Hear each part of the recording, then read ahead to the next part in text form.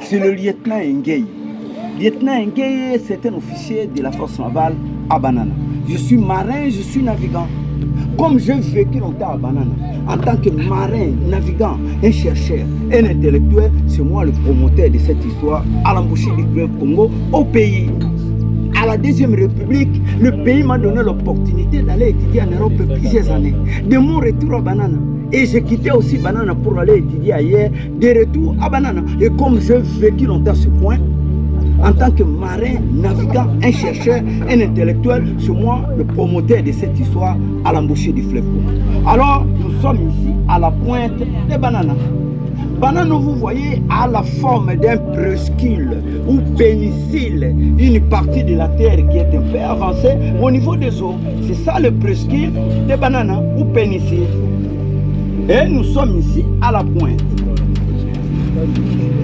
Les pierres que vous voyez là-bas et d'autres pierres au fond là-bas, la distance de notre pointe à 150 mètres.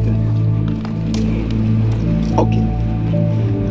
Et si le lieu ici à la pointe de Banana, j'accueille le professeur des universités du pays du monde, les étudiants aussi également, les ambassadeurs, les missions diplomatiques, mes officiers supérieurs et généraux du pays, les politiciens du pays, c'est-à-dire les ministres, les députés, les sénateurs, les élèves de l'école primaire et secondaire, ainsi que la population.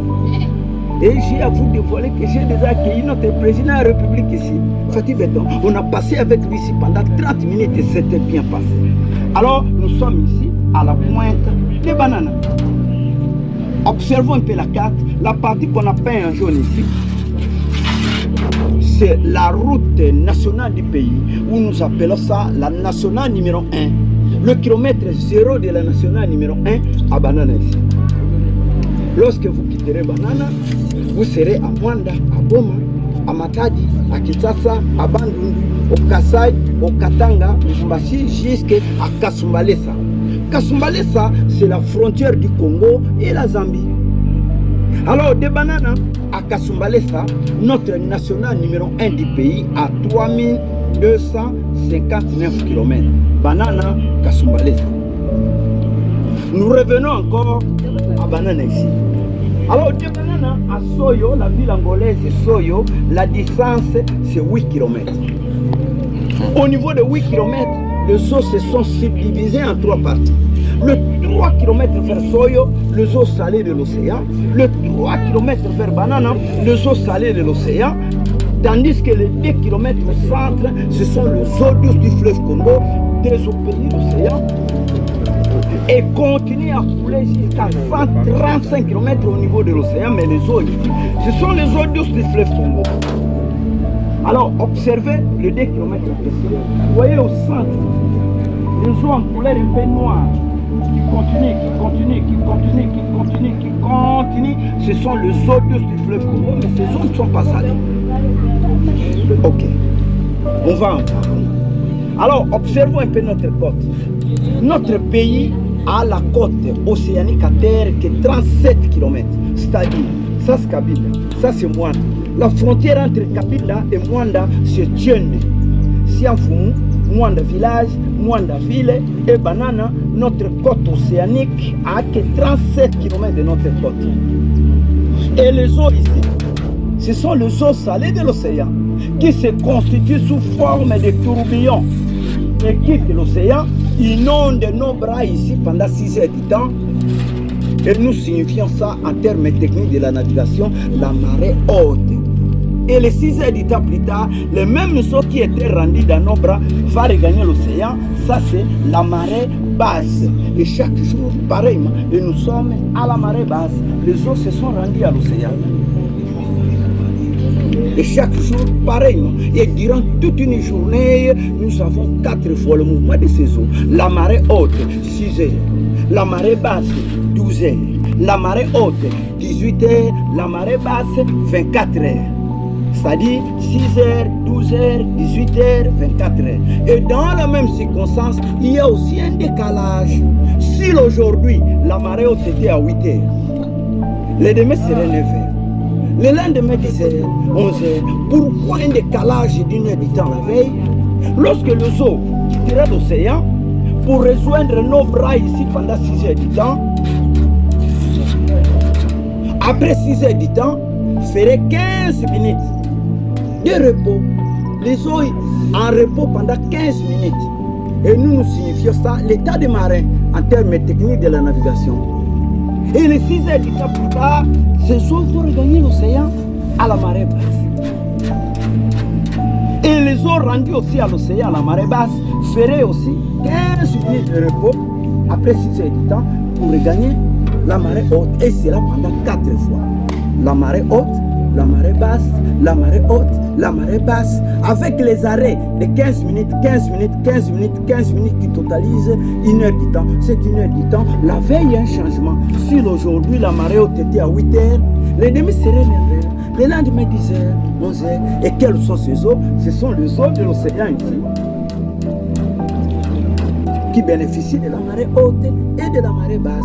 Tandis que les 2 km au centre, ça ce sont les merveilles de Dieu. Le 2 km au centre continue à couler jusqu'à 135 km au niveau de l'océan, mais les eaux ici, ce sont les eaux douces du fleuve Congo. On va en parler.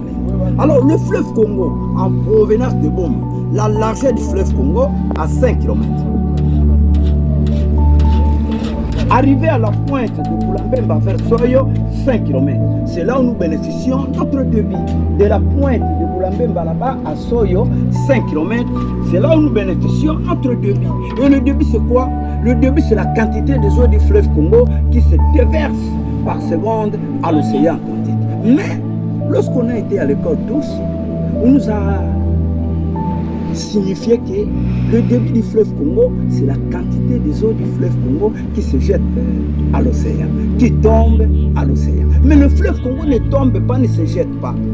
Et les eaux de l'océan et les eaux du fleuve Congo, ils sont tous du même niveau. Car au niveau de Boulambemba et Soyo, il n'y a pas une chute que l'eau tombe. Il n'y a pas une chute que l'eau se jette. L'eau ne se jette pas, ne tombe pas. Comme ils sont du même niveau, le fleuve Congo, ça se déverse. Où nous bénéficions notre débit à 50 000 mètres cubes qui se déverse par seconde à l'océan Atlantique. Alors notre débit est le 2e débit du monde. Le premier débit du monde, c'est l'Amazone. L'Amazone du Brésil déverse à l'océan Atlantique 80 000 mètres cubes par seconde pendant la saison de pluie. Et pendant lorsqu'on cherche, revient à 40 000 mètres cubes par seconde. Tandis que notre débit à 50 000 mètres cubes par seconde, notre débit est constant. Notre débit est régulier. Pourquoi ça ne change pas? Parce que le fleuve Congo a des saisons. Au niveau de Mbandaka jusqu'à l'est, s'ils sont pendant la saison de pluie, au niveau des bandes de Kinshasa et Congo central, nous serons pendant la saison cherche. Et lorsqu'à l'est, ils seront pendant la saison cherche. De l'autre côté, nous serons aussi pendant la saison de pluie. Suite à cette circonstance que notre débit est régulier à 50 000 mètres cubes qui se déverse par seconde à l'océan. Alors le fleuve Congo qui venait à 5 km de la largeur, depuis Boma et Matadi, 5 km. Arrivé à la pointe de la Bemba vers Soyo, voulait aussi aller à l'océan à 5 km, empêché par les eaux de l'océan. Et l'océan désirait à ce que le fleuve Congo puisse engloutir toutes ces eaux ici. Devient les eaux salées, mais le fleuve Congo ne veut pas. Et ça a créé comme une guerre froide entre les eaux de l'océan et les eaux du fleuve Congo. Et qu'est-ce que le fleuve Congo avait fait? Comme il venait à 5 km, plus moyen d'aller à 5 km, rétrécir les 5 dans le 2. Observez beaucoup de comme ça qui doivent s'introduire dans les 2 km comme une entonnoir. Et coulent violemment à l'océan, et l'océan se sent incapable d'empêcher, créer le couloir là de 2 km, que le fleuve Congo continue jusqu'à 135 km. Les 135 km ici, au large des Pointes Noires. Au large des Pointes Noires.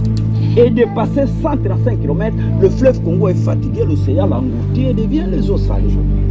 Alors, pour terminer la géographie, la largeur du fleuve Congo, 5 km. Le prolongement ici, 135 km. La largeur des kilomètres et la profondeur de ce milieu au centre à 1000 ou 1500 mètres de la profondeur.